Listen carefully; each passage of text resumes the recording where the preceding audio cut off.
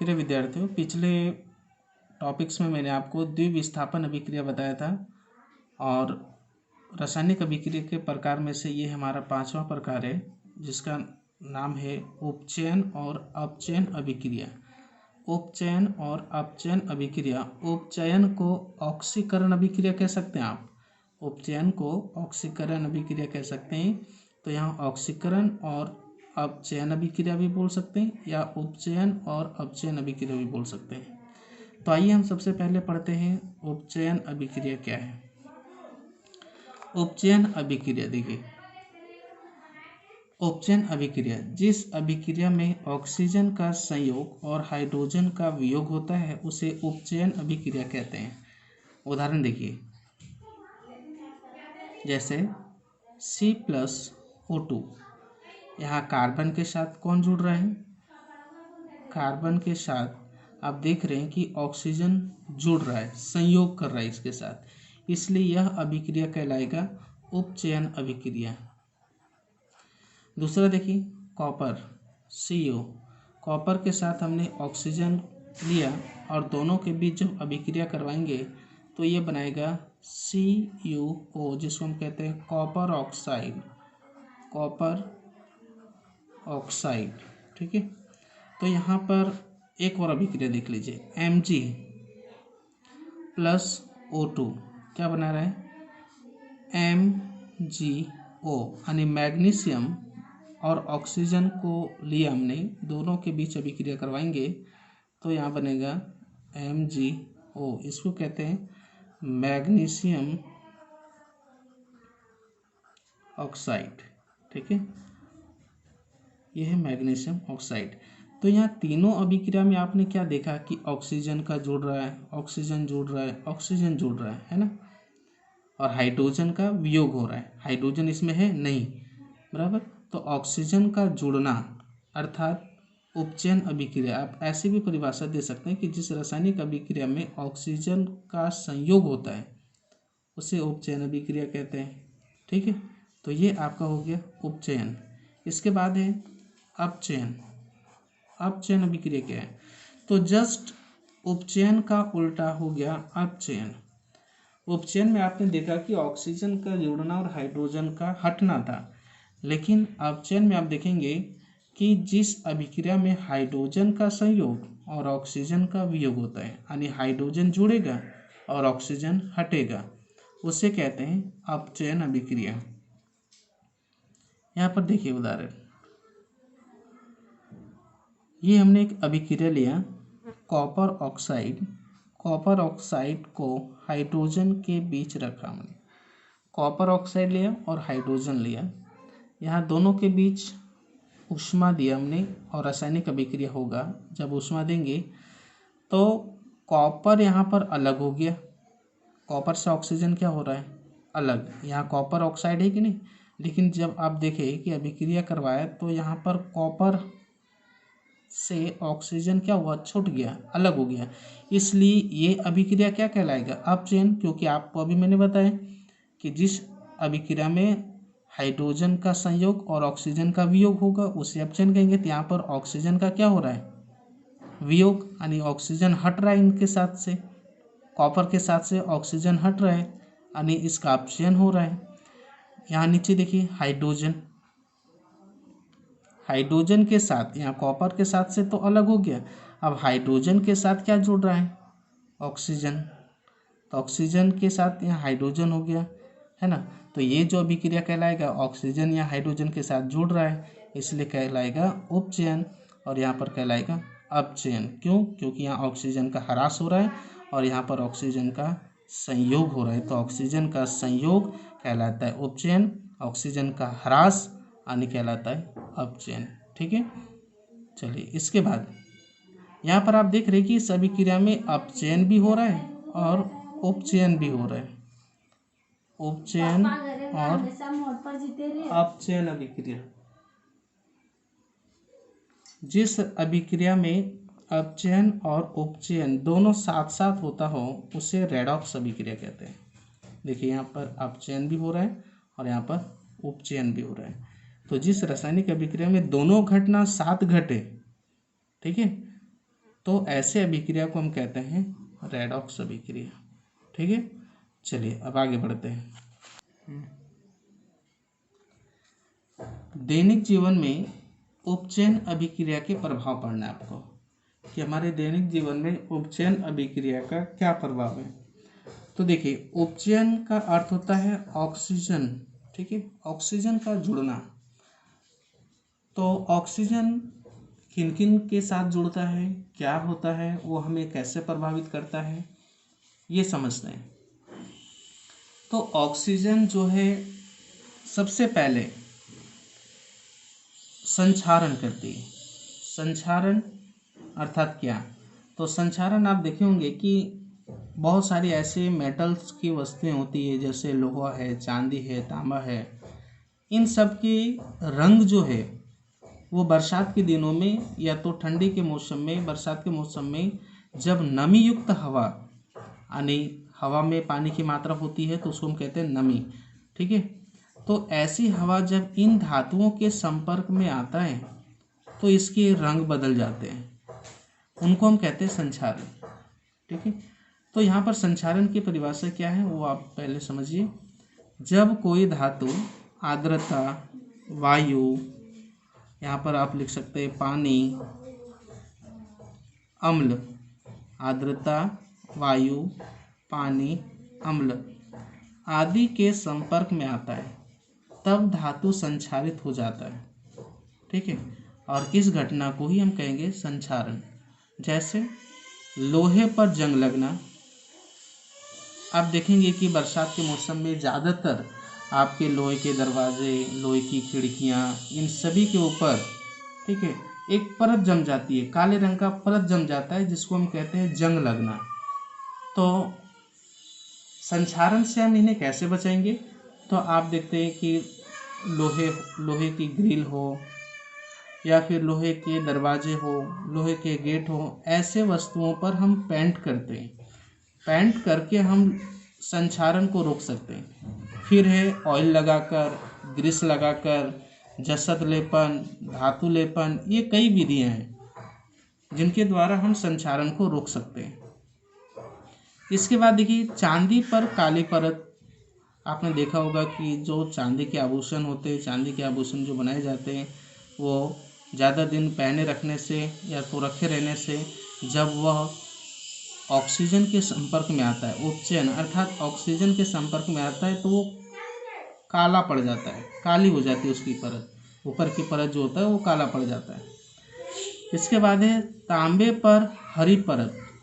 आपने तांबे के वायर देखे होंगे, जब आप कभी इलेक्ट्रिशियन बोर्ड वगैरह जब खोलते होंगे तो आप देखे होंगे कि तांबे की तार जो हम लोग वायरिंग करते हैं बरसात के मौसम में, वो पूरा ग्रीन कलर और या तो हरे ग्रीन कलर का दिखाई देने लगता है।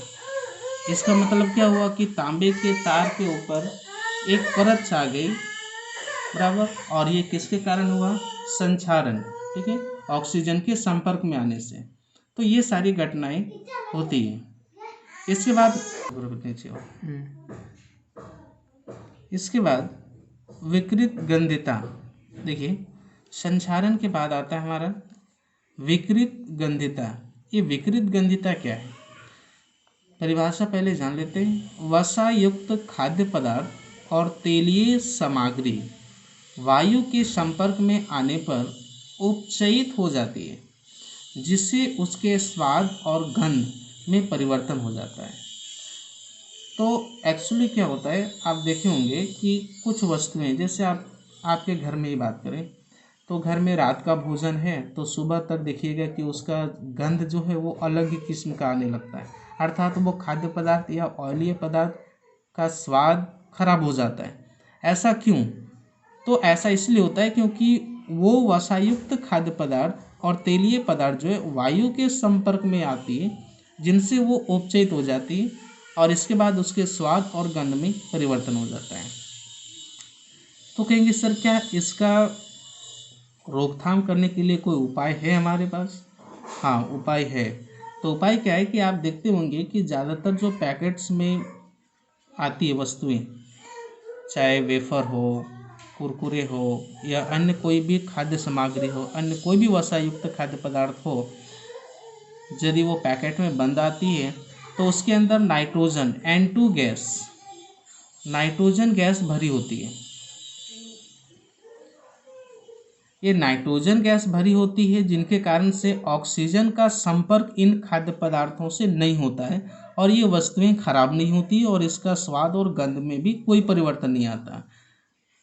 याद रखिएगा, ये बोर्ड एग्जाम में आएगा। ठीक है, जैसे नाइट्रोजन गैस आपको पूछा जाएगा कि वसायुक्त खाद्य पदार्थ को आप कैसे सुरक्षित रख सकते हैं, तो आपको बताना होगा कि वसायुक्त खाद्य पदार्थ को सुरक्षित रखने के लिए हम उसके अंदर नाइट्रोजन गैस भर देंगे, जिनसे नाइट्रोजन गैस ऑक्सीजन का संपर्क तोड़ देता है, ऑक्सीजन के संपर्क में आने नहीं देता है उन खाद्य पदार्थों को, जिनसे वह खाद्य पदार्थ खराब नहीं होगा। चलिए, ये पहला पॉइंट्स हुआ। दूसरा पॉइंट्स मैं आपको बता रहा हूँ कि इन खाद्य पदार्थों को विकृत गंधता होने से कैसे रोकेंगे, तो फ्रीज में रखकर, फ्रीज में, ठीक है, जितना आप ठंडा रखेंगे उसको उतना ही देर तक वो खराब नहीं होगा। फ्रिज में रखने से क्या होगा, वो ठंडा रहता है, तो ठंडा जब रहता है, कोई भी पदार्थ जब ठंडा रहता है तो उसमें ऑक्सीजन का संपर्क बहुत ही धीमी गति से होता है। अर्थात संपर्क तो होगा, उपचयन तो होगा वहाँ पर भी, लेकिन वहाँ पर उपचयन होने में उसका समय अधिक लगता है। इसलिए फ्रिज में हम वस्तु को रखेंगे तो भी हम उसे विकृत गंधता होने से बचा सकते हैं, उपचयित होने से बचा सकते हैं। ठीक है, ये हो गया हमारे दैनिक जीवन में उपचयन अभिक्रिया के प्रभाव, संक्षारक और विकृत गंधता। ठीक है, इसके बाद मैं आगे आपको बता रहा हूँ, वो है रासायनिक अभिक्रिया के प्रकार। तो कहेंगे सर ये जो टॉपिक है ये तो आपने पहले ले लिया था, फिर से क्यों? तो पहला टॉपिक जो था वो आप देखेंगे कि रासायनिक अभिक्रिया के प्रकार था, और यहाँ पर भी हमारा है रासायनिक अभिक्रिया के प्रकार, लेकिन हमने ब्रैकेट में लिखा है तापमान के आधार पर। ठीक है, तापमान के आधार पर रासायनिक अभिक्रिया के प्रकार। तो सबसे पहला प्रकार है ऊष्माक्षेपी अभिक्रिया। ऊष्माक्षेपी अभिक्रिया, तो जिन अभिक्रियाओं में उत्पाद के साथ साथ ऊष्मा का भी उत्सर्जन होता है उसे हम ऊष्माक्षेपी अभिक्रिया कहते हैं। जिन अभिक्रियाओं में उत्पाद के साथ साथ ऊष्मा का भी उत्सर्जन होता है उसे ऊष्माक्षेपी अभिक्रिया कहते हैं। जैसे देखिए CH4, तो यहाँ G क्यों लिखा है सर? तो G इसके अवस्था को दर्शाता है कि ये पदार्थ जो है मीथेन CH4, इसको मीथेन पढ़ते हैं, ये किस स्वरूप में है? तो गैसीय स्वरूप में। ऑक्सीजन किस स्वरूप में? गैसीय स्वरूप में। यहाँ भी G लिखा है। तो ये इसकी अवस्था को दर्शाया मैंने। तो CH4 मीथेन, जो आप जानते हैं कि रसोई गैस है, खाना बनाने के उपयोग में लाते हैं, तो जब ये गैस को जलाते हैं किसकी उपस्थिति में? ऑक्सीजन की उपस्थिति में। मीथेन गैस जब ऑक्सीजन की उपस्थिति में जलता है तो ये क्या मुक्त करता है? देखिए, पहला carbon dioxide CO2 plus H2O। तो H2O किस अवस्था में होता है? तो गैस अवस्था में, प्लस ऊष्मा देती है, तभी तो खाना बनता है ना, ऊष्मा देती है, जलाते हैं जब इसको हम ऑक्सीजन की उपस्थिति में, तो कार्बन डाइऑक्साइड तो निकलता ही है, इसके साथ साथ H2O भी होता है, वो गैसीय स्वरूप में होता है, प्लस हमें ये ऊष्मा देती है, जिनके कारण हमारा भोजन बनता है। तो लास्ट में आप देख रहे हैं कि ये उत्पाद के साथ साथ क्या हमें दे रही है? ऊष्मा। इसीलिए इस अभिक्रिया को हम ऊष्माक्षेपी अभिक्रिया भी कह सकते हैं, ऊष्माक्षेपी अभिक्रिया का नाम देंगे। और ऊष्माक्षेपी अभिक्रिया का परिभाषा एक बार फिर से जानिए, जिन अभिक्रियाओं में उत्पाद के साथ साथ ऊष्मा का भी उत्सर्जन होता है उसे ऊष्माक्षेपी अभिक्रिया कहते हैं। दूसरा है ऊष्माशोषी अभिक्रिया।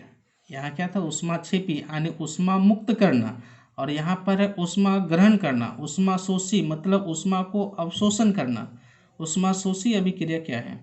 तो जिन अभिक्रियाओं में अभिकारक को तोड़ने के लिए ऊष्मा, प्रकाश या विद्युत ऊर्जा की आवश्यकता होती है।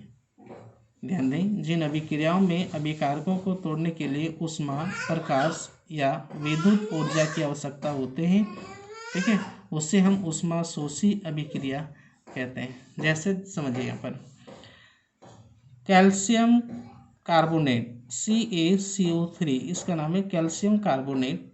जब इसको हम ऊष्मा देंगे, गर्म करेंगे, तो ये टूटेगा CaO यानी कैल्शियम ऑक्साइड प्लस CO2 में। तो यहाँ पर देख रहे इस अभिकारक को तोड़ने के लिए हम यहाँ पर क्या दे रहे हैं, ऊष्मा, जबकि यहाँ पर अभिक्रिया के दौरान क्या मुक्त हो रहा था, ऊष्मा। ठीक है, तो यहाँ ऊष्मा मुक्त हो रहा था, इसलिए ये ऊष्मा छेपी हुआ। ध्यान दें, यहाँ पर ऊष्मा छेपी किस लिए हुआ, क्योंकि यहाँ पर उत्पाद के साथ क्या दिया, ऊष्मा। ठीक है, इसलिए ऊष्मा छेपी हुआ। लेकिन यहाँ पर आप देख रहे हैं कि इस अभिकारक को तोड़ने के लिए ऊष्मा की हमें ज़रूरत पड़ रही है, ना कि ऊष्मा दे रही है, इसलिए ये अभिक्रिया ऊष्मा छेपी अभिक्रिया होगा। दूसरा, यहाँ मैंने लिखा है ना कि ऊष्मा, प्रकाश या विद्युत की आवश्यकता होगी, तो विद्युत का कैसे होगा, तो ये मैंने आपको पहले भी बता दिया था वियोजन अभिक्रिया में। ठीक है, वियोजन अभिक्रिया में आपको क्या बताया था मैं, अलग होना। तो अलग कैसे होगा, तो ऊष्मा, पहला मैंने आपको बताया था ऊष्मा के द्वारा, दूसरा बताया था विद्युत के द्वारा, और तीसरा बताया था प्रकाश। ठीक है, ये तीनों चीज़ें आपको मैंने पीछे वीडियो में बताया था। तो यहाँ देखिए H2O को जब हम इलेक्ट्रिक के द्वारा विद्युत धारा प्रवाहित करेंगे तो ये टूटेगा H2 में प्लस O2 में। ठीक है, इसके बाद सिल्वर क्लोराइड को जब हम सूर्य के प्रकाश में रखेंगे तो ये टूटेगा Ag यानी सिल्वर प्लस क्लोरीन में। ठीक है, तो यहाँ पर आप देख रहे हैं कि इन सभी अभिकारक को, कैल्शियम कार्बोनेट, H2O और सिल्वर क्लोराइड, इन तीनों को तोड़ने के लिए हमें क्या क्या चीज़ें की आवश्यकता पड़ा है, एक में ऊष्मा, एक में विद्युत और एक में सूर्य प्रकाश। ठीक है, तो इस अभिक्रिया को हम कहेंगे ऊष्माशोषी अभिक्रिया, क्योंकि ऐसे अभिक्रियाओं को तोड़ने के लिए हमें ऊष्मा देना पड़ा, इसलिए इन्हें हम ऊष्माशोषी अभिक्रिया कहेंगे। चलिए, आज का ये चैप्टर समाप्त होता है।